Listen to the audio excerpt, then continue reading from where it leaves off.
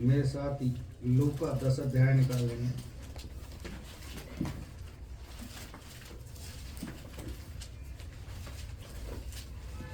लूका 10 अध्याय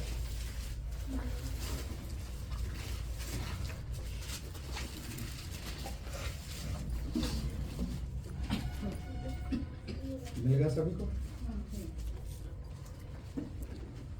चलिए 25 से पढ़ेंगे।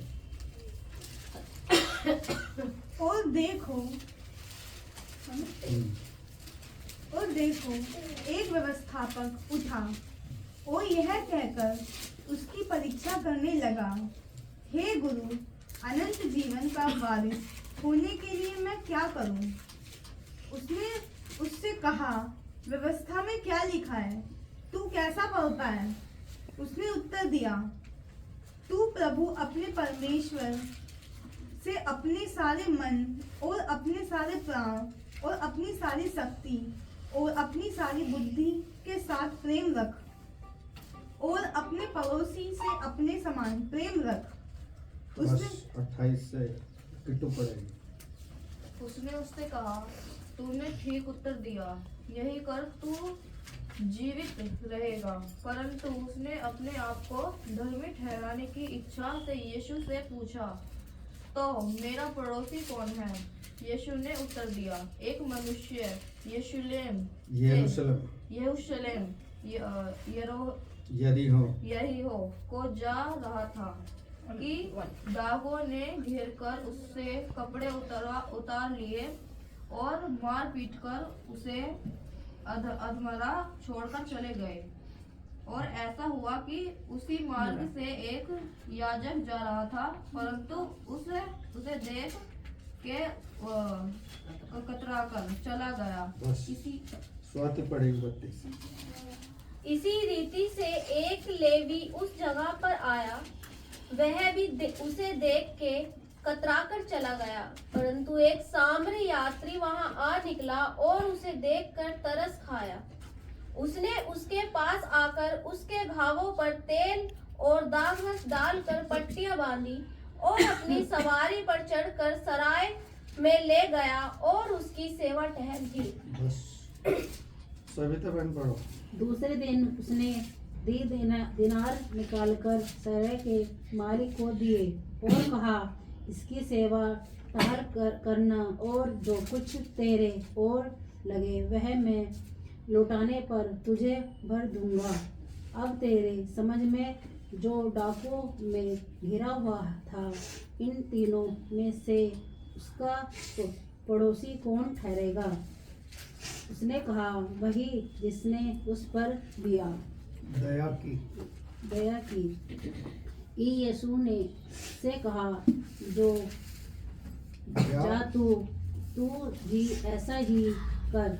चलिए आइए आंखें बंद करेंगे, प्रार्थना करेंगे।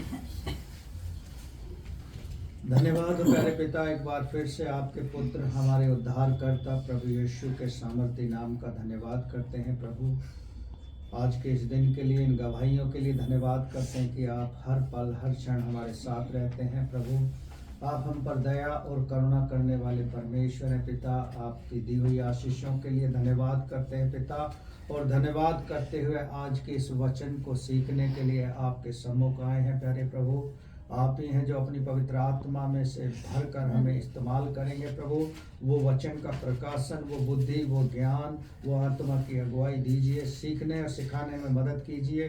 जितने यहाँ बैठे उनके हृदय को खोलिए प्यारे प्रभु, वचन का प्रकाशन दीजिए।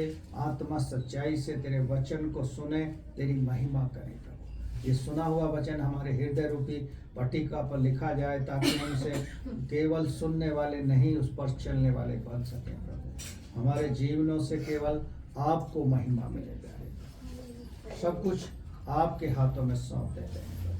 अब तक संभाला है, आगे भी संभालेंगे। धन्यवाद करते हैं, यीशु प्रभु के नाम से मांगते हैं, आमीन।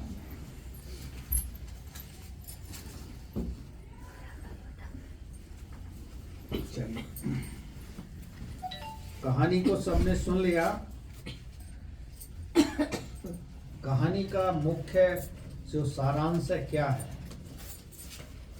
इस कहानी से हम 3 बातें सीखेंगे। पहला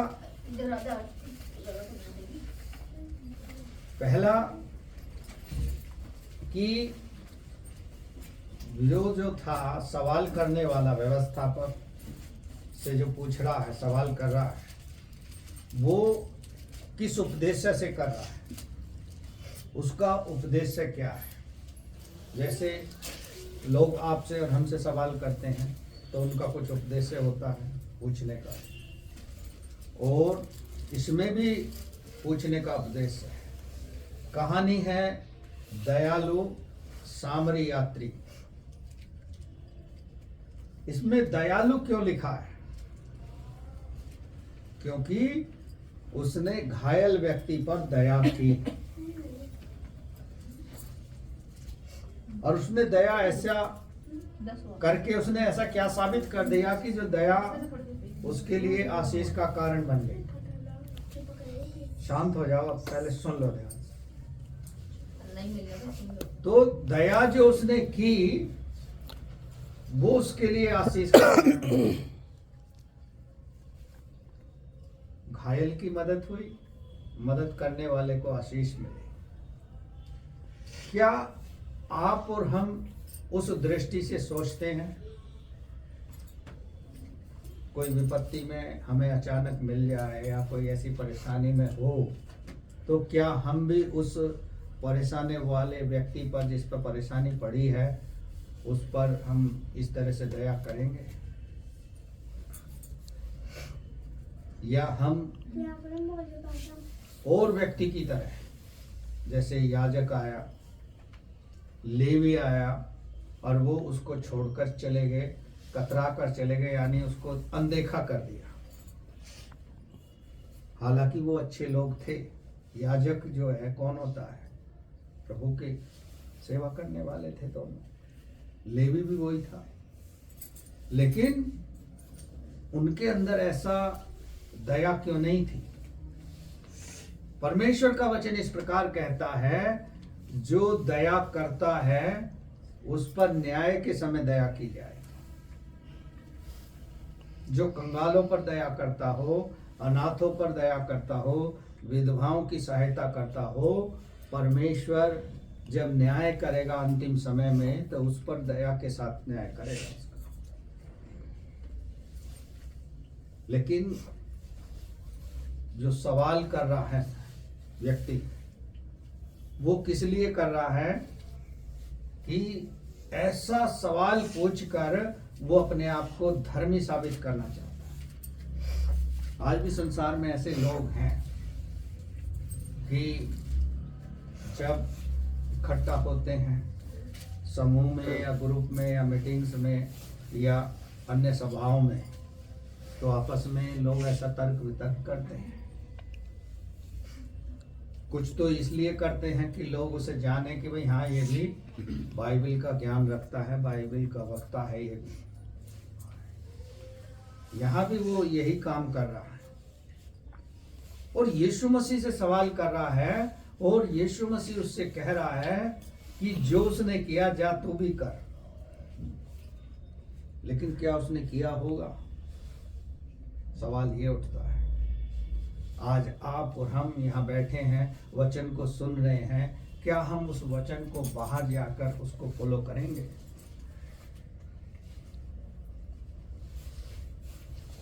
क्या हम उसको फॉलो करते हैं? यदि हाँ, तो सवाल है हमारे लिए कि पिछले संडे कौन सा प्रचार हो रहा था, जिस विषय पे हम मनन कर रहे थे? कौन बताएगा? हाथ उठाओ जिसको पता है। पता है किसी को? किस विषय पे हम बात कर रहे थे? जीवन की रोटी। हाँ, ये मेरी देह है। तो जब हमें स्मरण नहीं रहेगा तो हम उसको कैसे फॉलो करेंगे? यीशु लोगों को बता रहा है कि जीवन की रोटी मैं हूं।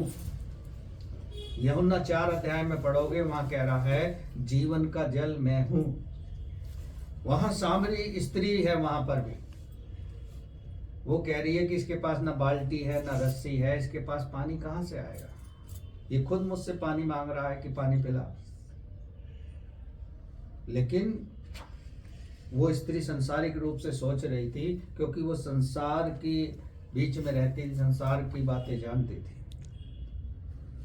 आप भी कभी ऐसी जगह में होगे तो आप भी ऐसा ही सवाल करोगे जो सामरी स्त्री ने किया। उस समय में सामरी जो थे उनसे यहूदी कोई मतलब नहीं रखते थे। आज भी हम देखते हैं लोग दलितों से, गरीबों से, दीन दरिद्रों से कोई मतलब नहीं रखते हैं। रास्ते में मिल भी जाए अमीर लोगों को तो वो उससे मुंह फेर लेते हैं, उनको भीख देने तक को तैयार नहीं रहते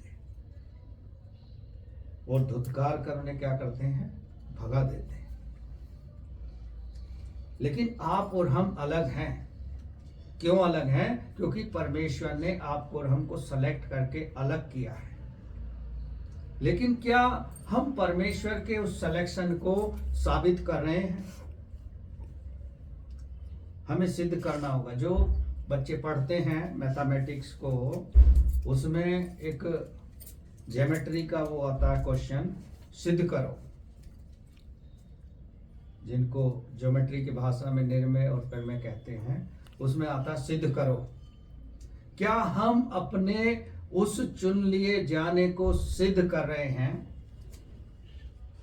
उन लेवी और याजक सिद्ध नहीं कर पाए, क्योंकि वो उस घायल व्यक्ति को छोड़कर कतरा कर वहां से निकल गए। क्या उनके अंदर प्रेम नहीं था? क्या वो दयालु नहीं थे? क्या वो परमेश्वर को नहीं जानते थे? ये सामरी जो यात्री है, ये भी परमेश्वर को नहीं जानता था। लेकिन मतलब यहां परमेश्वर के प्रेम से नहीं है, मतलब दया दिखाने से है।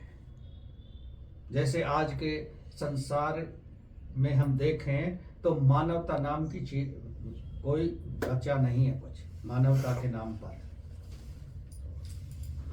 ईर्ष्या, घृणा, क्रोध, अहंकार और तरह तरह की चीजें बहुत सारी संसार में हो रही हैं।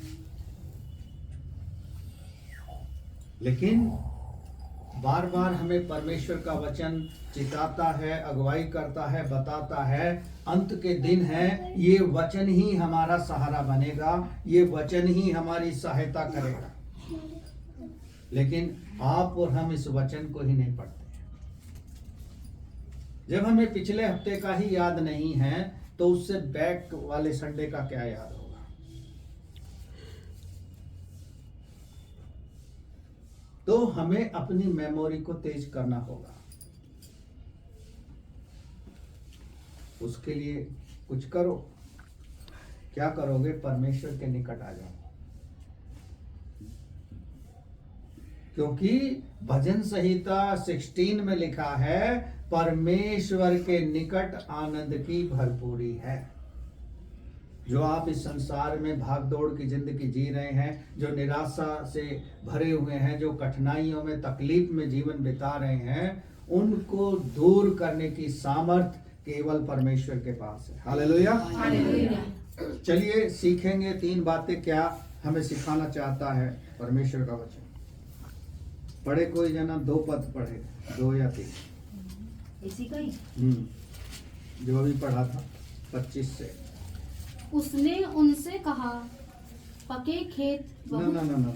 और देखो ये तो एक व्यवस्थापक उठा और यह कहकर उसकी परीक्षा करने लगा, हे गुरु, अनंत जीवन का वारिस होने के लिए मैं क्या करूं? हाँ, सवाल करता है व्यवस्थापक जो है, वो यीशु मसीह से सवाल करता है, अनंत जीवन के लिए मैं क्या करूं? इटर्नल लाइफ जो कभी समाप्त ना हो। आप और हम जो चुने हुए हैं, परमेश्वर ने हमें इसीलिए चुना है कि इटर्नल लाइफ वो देना चाहता है। वो हमें वो अधिकार देना चाहता है कि स्वर्ग और नरक की कुंजियां उसके पास हैं। वो हमें स्वर्ग लेकर जाना चाहता है। अब हमें डिसाइड करना है कि हम कहां जाना चाहते हैं। कुछ लोगों को जबरदस्ती गाड़ी में भर के ले जाना चाहते हैं कि चलो स्वर्ग चलें। आज हम देख रहे हैं बहुत सारी सभाएं होती हैं, तो उसमें इटर्नल लाइफ के बारे में नहीं बताते, अनंत जीवन के बारे में नहीं, केवल चंगाई के विषय में प्रचार होता है। ये शारीरिक चंगाई तो परमेश्वर हमें ऑटोमेटिक अपने आप देगा जब हम उसके निकट आ जाएंगे। वो सारी चीजें हमारे लिए व्यवस्थित कर देगा। कब? जब वो हमारे समर्पण को देखेगा, जब वो हमारे भूख प्यास को देखेगा, जब वो हमारे को देखेगा और हमको पहचानेगा। व्यवस्थापक सवाल कर रहा है यीशु मसीह से, अनंत जीवन पाने के लिए मैं क्या करूं? अब उसका उत्तर आएगा। हाँ, आगे बढ़े। उसने उनसे कहा, व्यवस्था में क्या लिखा है? तू कैसा पढ़ता है? उसने उत्तर दिया, तू प्रभु अपने परमेश्वर से अपने सारे मन और अपने सारे प्राण और अपनी सारी शक्ति और सारी बुद्धि के साथ प्रेम रख। हाँ। उसने, यीशु मसीह ने व्यवस्थापक से उल्टा सवाल पूछ लिया कि जो व्यवस्था की पुस्तक तेरे पास है, मूसा की दी हुई, उसको तू किस प्रकार से पढ़ता है? आज जो हमारे पास बाइबलें हैं, परमेश्वर का वचन है, हम इन्हें कैसे पढ़ रहे हैं?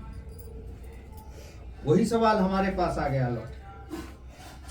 यीशु मसीह व्यवस्थापक से पूछ रहा, तू किस प्रकार से पढ़ता है? जब हम पढ़ेंगे तभी तो हम सीखेंगे। एक बार पढ़ेंगे, दो बार पढ़ेंगे, हमारी समझ में नहीं आएगा। जो समझ में नहीं आ रहा उसको अंडरलाइन करके आप समझ लो, पूछ लो। उसमें कोई बुराई नहीं है कि जो चीज हमें नहीं समझ आ रही उसको समझने में कोई बुराई नहीं है। लेकिन ना हम पढ़ेंगे, ना हम पूछेंगे, ना समझेंगे, तो फिर हम ऐसे ही बैठे रहेंगे, तो हमारा जो है कोई फायदा नहीं है।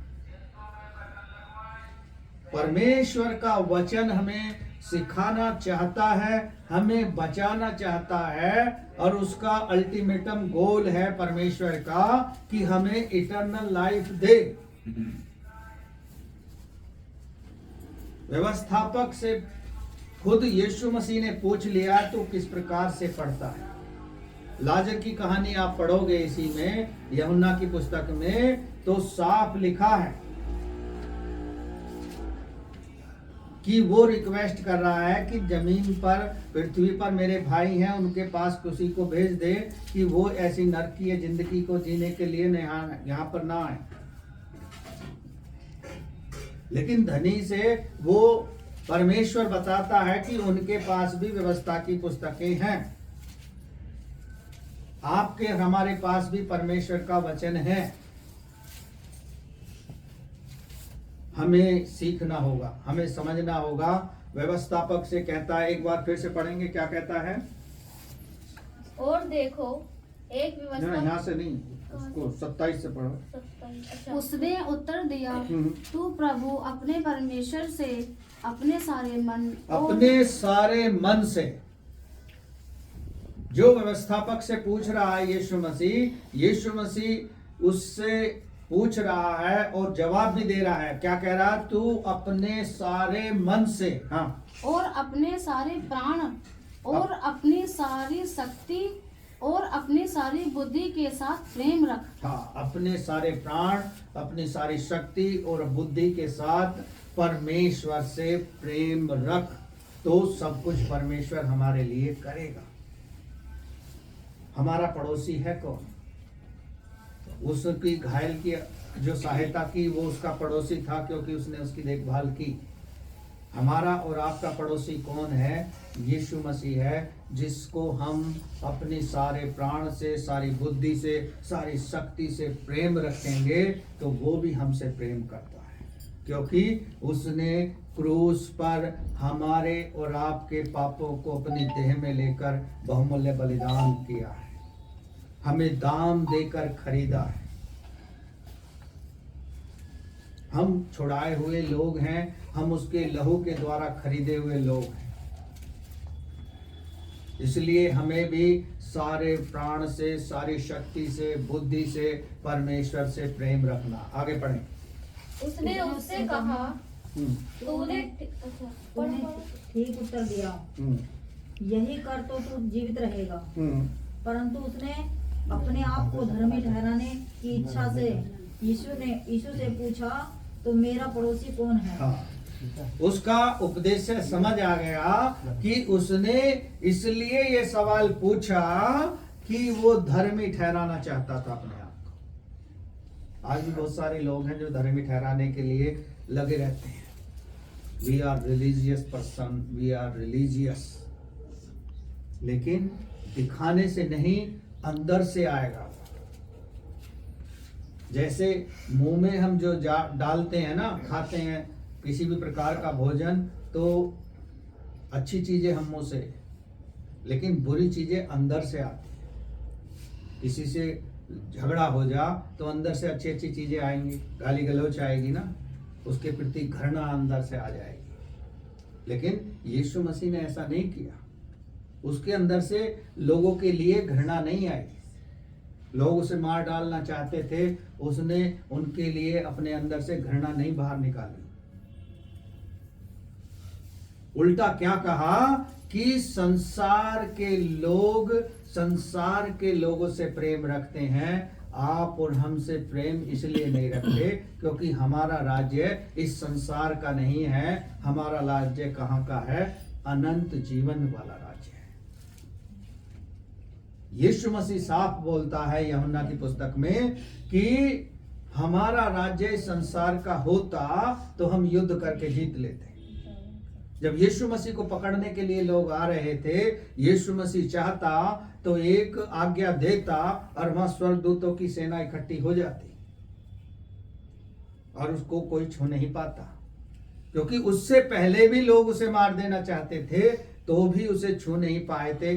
पहाड़ से धक्का देना चाहते थे लेकिन गिरा नहीं पाए थे। क्यों? क्योंकि उसका समय नहीं था और परमेश्वर की इच्छा के बगैर कुछ नहीं हो सकता। वहां उसने अपने आप को धर्मी सिद्ध करने के लिए व्यवस्थापक ने ऐसा सवाल किया और कह रहा है कि इसमें पड़ोसी कौन है। चलिए आगे पढ़ेंगे। यीशु ने उत्तर दिया, एक मनुष्य यरूशलेम से यरीहो को जा रहा था कि डाकुओं ने घेर कर उसके कपड़े उतार लिए और मार पीट कर उसे अधमरा छोड़कर चले गए। और ऐसा हुआ कि उसी मार्ग से एक याजक जा रहा था, परंतु उसे देखकर कतरा कर चला गया। इसी रीति से एक लेवी और उस जगह से आया, वह भी उसे देखकर कतरा कर चला गया। हाँ, दो लोग आए, याजक आया, लेवी आया और उस घायल अधमरे व्यक्ति को छोड़कर कतरा कर उससे निकल गए। आज का समय ऐसा ही है। कोई विपत्ति में हो तो अपने पहले साथ छोड़ देते हैं, कठिनाई में हो, दुख में हो, पीड़ा में हो तो अपने पहले किनारा कर लेते हैं। और ये क्यों होता है? क्योंकि बाइबल में लिखा है जब तुझ पर विपत्ति हो तो अपनों के पास मत जाना, अपने खुद के भाई के पास भी मत जाना। क्यों नहीं जाना? लोग कहेंगे भाई अपनों के पास नहीं जाएंगे तो किसके पास जाएंगे? परमेश्वर पर विश्वास यदि आपको है तो आपकी सहायता परमेश्वर करेगा। हालेलुया। परमेश्वर आप पर नजर लगा के रखता है, क्योंकि यशा नबी की पुस्तक में लिखा है कि उसने आपका और हमारा चित्र बना रखा है। वो हमें 24 आवर्स देखता रहता है, चाहे हम सो रहे हों, जाग रहे हों, रास्ते में चल रहे हों, जॉब में रहे हों या कहीं पे भी हो, घर हो या बाहर हो, खेत में हो, खलिहान में हो, वो हर जगह हमें देखता रहता है। और भजन संहिता में यदि आप पढ़ोगे, राजा दाऊद कहता है कि उसकी पलकें हमें जांचती हैं और निहारती हैं। और वो हमारे मुख से निकलने वाले शब्दों को पहचान लेता है, वो परमेश्वर हमें जानता है। यहाँ याजक भी आया, लेवी भी आया, लेकिन वो कतराकर चले गए क्योंकि वो उस झगड़े में पड़ना नहीं चाहते थे। आज संसार में यही हो रहा है। लोग, आप कहीं देखो बड़ा भयानक एक्सीडेंट हो जाए, लोग मदद नहीं करेंगे, वीडियो बनाएंगे सबसे पहले, फिर उस वीडियो को सोशल मीडिया पे डालेंगे कि मुझे रिवॉर्ड मिल जाए। उस रिवॉर्ड से अच्छा है कि आप उसकी सहायता करो, आप उसकी सहायता करो। घायल हो गया है तो उसको नजदीक के डॉक्टर के पास उसे ले जाओ, यदि आप कर सकते हो।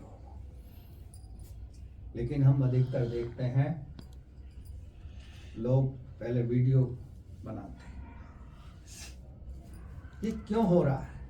क्योंकि जैसे ये व्यक्ति जो है अपने आप को धर्म बनाने में लगा हुआ है, लोग वीडियो बनाकर डालकर वो अपने आप को अच्छा साबित करने में लगे हुए हैं कि देखो कितना एक्टिव है भाई, लोगों तक खबर पहुंचा रहा।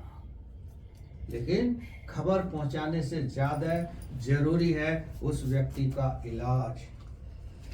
यदि वो घायल पड़ा है, बीच रास्ते में पड़ा है और कोई उसकी मदद नहीं करने पा रहा है, तब हम सामरी यात्री की तरह दयालु बनकर उस पर दया दिखा सकते हैं। यदि परमेश्वर का प्रेम आपके अंदर है तो आप उसे दिखा सकते हैं। बहुत सारी ऐसी घटनाएं मैं आपको बता सकता हूँ, बहुत सारी घटनाएं मैंने पिछले दिनों बताई भी हैं कि लोग कैसे छोड़ देते हैं क्योंकि वो सोचते हैं कि इस झगड़े में मत पड़ो, ये हमारा काम नहीं है।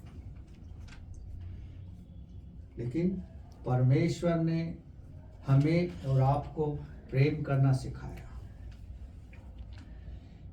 क्या हम वो प्रेम दूसरों को दिखाते हैं?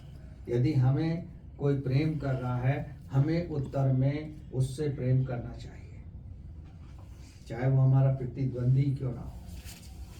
चलिए आगे पढ़ेंगे। परंतु एक सामरी यात्री वहां आ निकला और उसे देखकर तरस खाया। उसने उसके पास आकर उससे उसके घावों पर तेल और दाखरस डालकर पट्टियां बांधी और अपनी सवारी पर चढ़ाकर सराय में ले गया और उसकी सेवा टहल की। दूसरे दिन उसने 2 दीनार निकालकर सराय के मालिक को दिए और कहा, इसकी सेवा टहल करना और जो कुछ तेरा और लगेगा वह मैं लौटने पर तुझे भर दूंगा। हाँ। अब मेरी बस उसने क्या किया? उस घायल को उठाकर उसके घावों को साफ किया, उस पर तेल डाला, उस पर दाखरस डाला और उसको साफ करके उसकी मरहम पट्टी उसने कर दी और अपने साधन से एक सराय में, उस समय में सराय होती थी, तो वहां ले जाकर उसे मालिक के पास छोड़ा और कहा, ये कुछ पैसा रखो और जब तुम्हारा ज्यादा भी खर्च हो जाएगा तो लौट कर आने पर मैं तुम्हें दूंगा।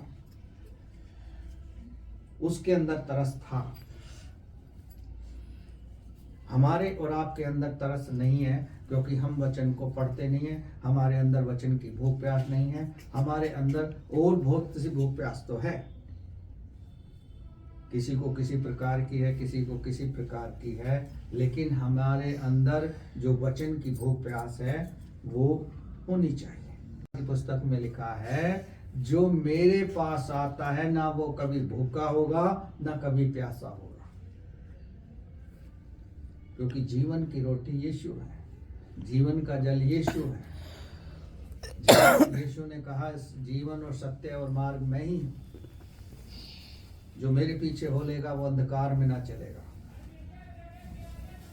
क्योंकि अंधकार जो है ठहरता नहीं है ज्योति के आगे।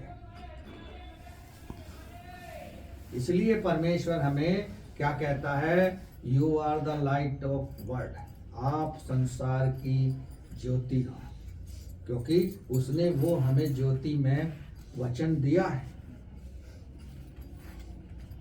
लेकिन हम उस वचन को अनदेखा कर रहे हैं, अनसुना कर रहे हैं और हम अभी भी लापरवाह बने हुए हैं। हमारे अंदर वो क्यों नहीं आ रहा? क्योंकि हम अपने आप को संसारिकता से छुड़ा नहीं पा रहे। छुड़ाने के लिए हमें घुटनों पे आना पड़ेगा, प्रार्थना करनी पड़ेगी और परमेश्वर के निकट आना पड़ेगा। उसके वचन को निरंतर पढ़ना पड़ेगा, अपने अंदर वो वचन की भूख प्यास लानी पड़ेगी। लेकिन इस सामरी यात्री ने क्या किया? उस व्यक्ति के प्रति दया दिखाकर उसका इलाज कराकर उसे ले जाकर सराय में छोड़ दिया। लेकिन जो सवाल करने वाला था वो बराबर सवाल करता रहेगा। यहाँ भी कर रहा है, और जो आपसे और हमसे मिलते हैं बहुत सारे लोग बहुत तरह के सवाल करते हैं। लेकिन यदि हमें वचन का प्रकाश नहीं होगा, हमें जानकारी नहीं होगी, तो हम कैसे उनके सवालों का जवाब देंगे? यहाँ यीशु मसीह से वो पूछ रहा है कि उसका पड़ोसी कौन है, और यीशु मसीह उसे उत्तर भी देता है और उसे फिर सवाल करता है कि जा तू भी ऐसा ही कर। बहुत सारे लोगों से यीशु मसीह ने दृष्टांत में बातें करता था। खुद उसके साथ रहने वाले डिसिपल जो थे, उस उन दृष्टांतों को वो समझते नहीं थे। एक धनी की कहानी बताता है। एक निकोदेमस के बारे में हम पढ़ते हैं। निकोदेमस रात के समय में आता है और यीशु मसीह से पूछता है कि नया जीवन पाने के लिए मैं क्या करूं? अनंत जीवन पाने के लिए मैं क्या करूं? यीशु मसीह उसे उत्तर देता है कि नए सिरे से जन्म लेना पड़ेगा।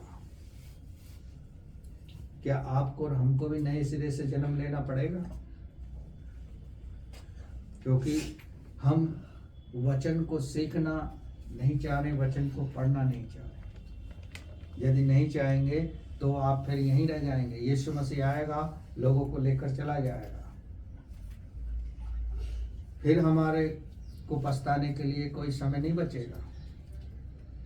जिस प्रकार मत्ती 25 अध्याय को आपने पढ़ा होगा, उसमें 10 कुंवारियों को अधिकार परमेश्वर ने दिया था कि आप स्वर्ग के राज्य में जा सकती हो। लेकिन साथ ही साथ उनमें एक चीज डिफरेंस था कि वो जो 5 थी वो बुद्धिमान थी और 5 जो थी मूर्ख।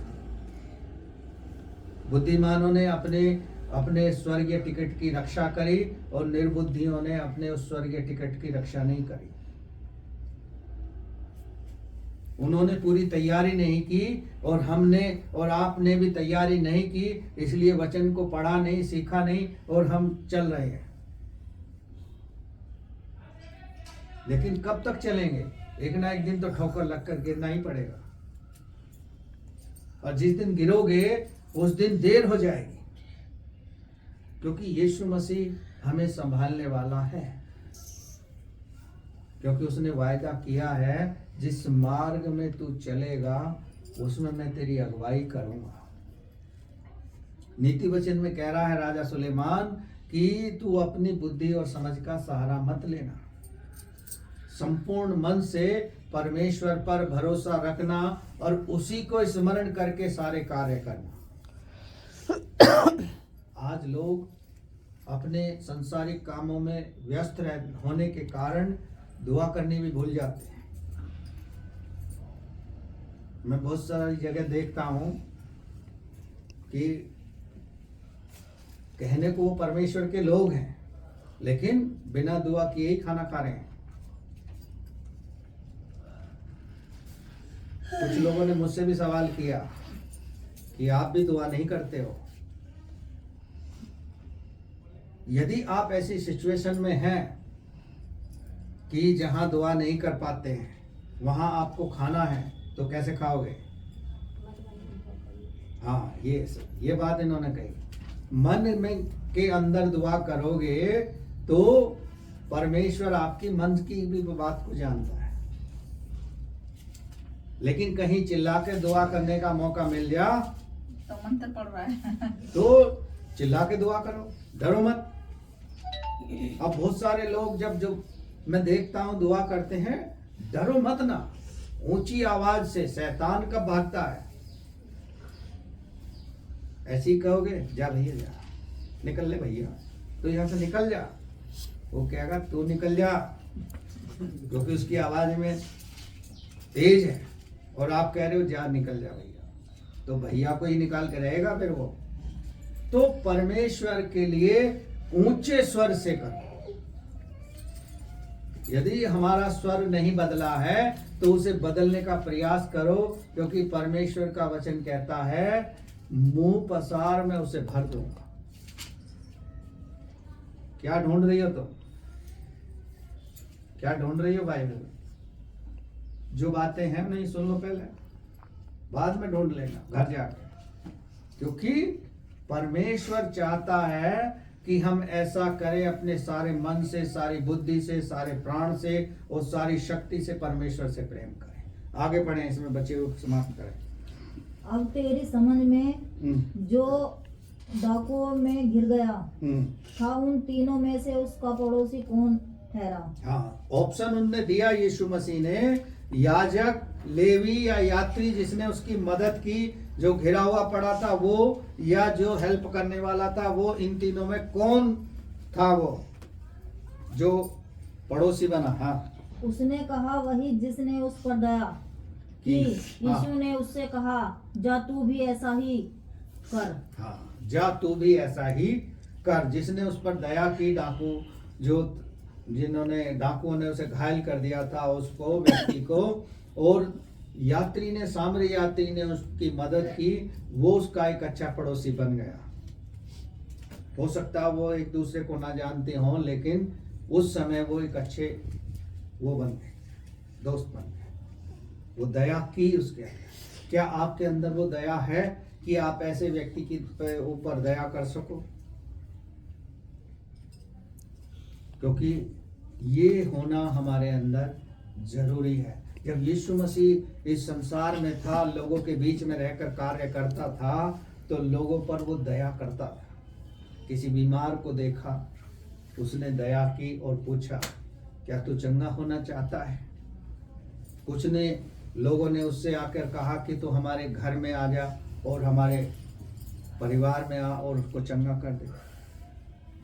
लूका 19 अध्याय में हम पढ़ते हैं कि जो जक्कई था, चुंगी लेने वालों का सरदार था, उसने जैसे ही यीशु मसीह को देखने की इच्छा व्यक्त की, उसके अंदर जो जिज्ञासा थी कि मैं यीशु मसीह को देखूंगा, क्या ऐसी जिज्ञासा आपके और हमारे अंदर है? जब उसने यीशु मसीह को देख लिया तो यीशु मसीह ने उससे कुछ नहीं कहा, केवल उसने देखा और उसके अंदर रिपेंट आ गया, पश्चाताप आ गया। कहा कि जो मैंने गलत तरीके से संपत्ति कमाई है और जिससे भी ली है गलत तरीके से, उसका 4 गुना उसे लौटा दूंगा। क्योंकि उसने देखते ही उसको पश्चाताप हो गया। यदि हम परमेश्वर के वचन को ना पढ़ें और ना समझें तो हमारे अंदर कैसे पश्चाताप आएगा? क्योंकि फिर हम एक्सक्यूज ही देते रहेंगे, वो एक्चुअली ऐसा है, वो ऐसा है, वो ऐसा है। ऐसा वैसा कुछ नहीं है। यदि मनुष्य चाहे तो सब कुछ कर सकता है।